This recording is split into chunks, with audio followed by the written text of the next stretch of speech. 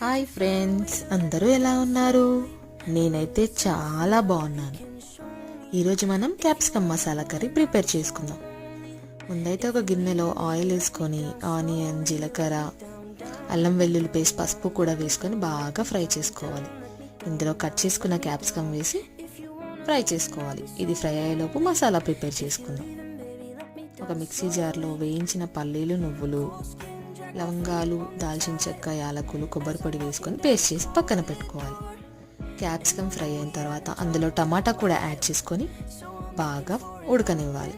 అది ఉడికిన తర్వాత మనం ప్రిపేర్ చేసుకున్న మసాలా వేసుకొని అందులోనే కారం కూడా వేసుకొని కొద్దిగా వాటర్ వేసుకొని ఫ్రై చేసుకోవాలి. అది బాగా ఫ్రై అయ్యి ఆయిల్ పైకి వచ్చిన తర్వాత అందులో చింతపండు రసం, ఒక గ్లాస్ వాటర్ వేసుకొని ఆయిల్ పైకి తేలే వరకు ఉడికిస్తే అంతే, capsicum masala curry ready. Thank you for watching.